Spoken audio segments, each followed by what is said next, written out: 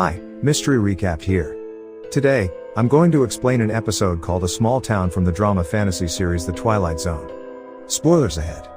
Watch out and take care. The episode starts as the TV news reports the death of Littleton Town's mayor, Trina Grant. The news pays their thoughts to the friends and family of the mayor. Trina was instrumental in turning the town into a lucrative tourist spot, but the new mayor, John Conley, is in favor of extending the nearby freeway and cutting the town off from it. Conley isn't well liked by the community, as he never actually won an election and only got the job based on the succession law. Cut to a year later, Littleton is in terrible shape. The lack of tourism has caused most of the townspeople to go broke. The sole exception is Mayor Conley, who owns the bank and drives a flashy sports car.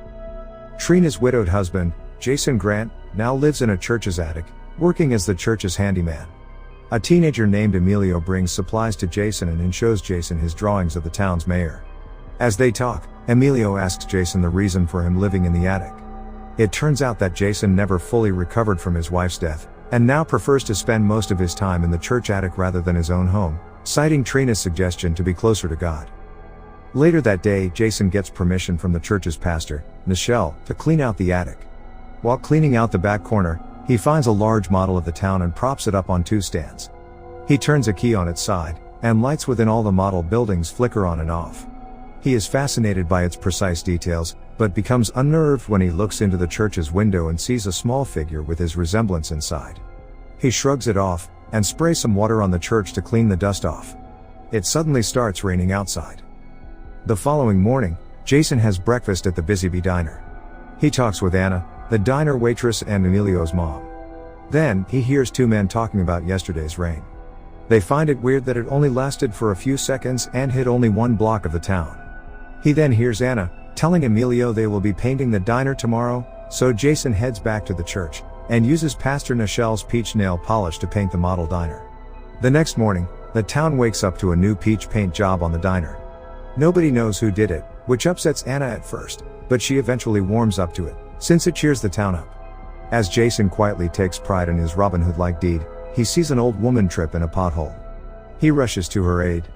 The old man beside her tells Jason that they had put in a request for the mayor to fix the pothole a long time ago, but the town's new mayor, Conley, doesn't even look at it. So, Jason takes the suggestion box home with him to fix the town's problem himself.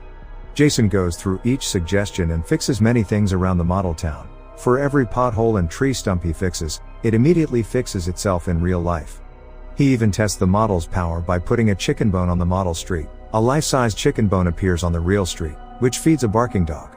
The town reacts positively, but they start to suspect Mayor Conley is behind it all due to the upcoming election season. This irks Jason, especially because he hates the mayor. After much pondering, Jason decides next to build a model sign, declaring Littleton as the most magical small town in America. He places it on the corner of the model. The next day, hundreds of travelers exit off the road, and the town flourishes again.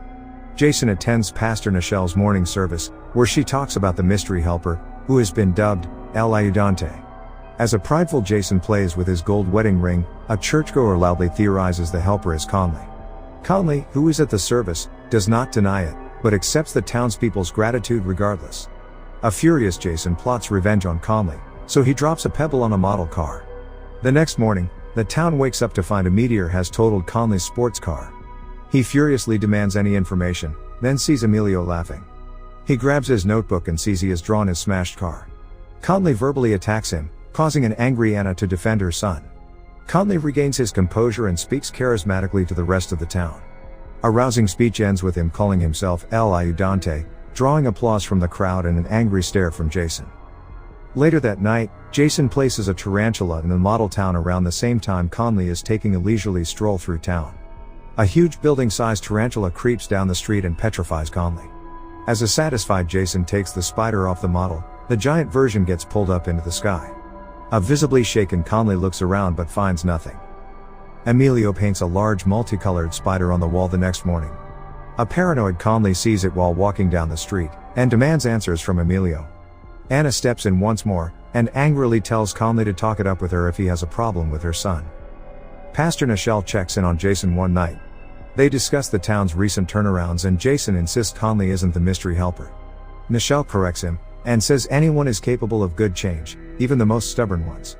He stops terrorizing Conley and returns to his good deeds, now adding more lights to the Littleton sign. While the new sign reappears and shines bright, it drains too much electricity and the town loses power. An emergency town meeting is held in the church. The townspeople are obviously panicked and demand Conley to fix it. He fails to say anything, causing the people to accuse him of trying to kick everyone out of town for a political agenda. He cowardly leaves the church, and spots Emilio across the street drawing into his notebook. Conley grabs it out of his hands and shows the town his drawings, linking the boy to every recent bizarre happening. The town starts diving into chaos, with most of them demanding solutions from Conley. With no other choice, Jason steps in and finally admits to being behind everything. He insists he only wanted to help the town while Conley nearly destroyed it. To prove it, Jason goes up to the church attic and places his engagement ring beside the model, mentally apologizing to his wife for letting her down. He then lights some matches in the street of the model. This causes a bonfire to appear in the real street. Conley and the sheriff intrude on Jason and witness the model in action. Conley gets evil thoughts, and ponders turning the town into the new Vegas with the model's powers. He demands the sheriff to take it. Jason fights him for control, causing them to bump into the model. An earthquake outside erupts as the three fight and accidentally knock the model off the stands. The following day, we see Anna, Jason, and Pastor Nichelle walk in the streets. Jason says the model is now broken, so he has no way to re-establish the town. However, his engagement ring has landed in the town. In real life, it is huge. They figure that the massive ring will provide the money for the town to be re-established. A nearby newscaster reports it is one of the largest pieces of gold ever found, suggesting that the town will flourish. Subscribe for more videos like this, turn on notifications, and leave a like to help the channel out. Thank you for watching.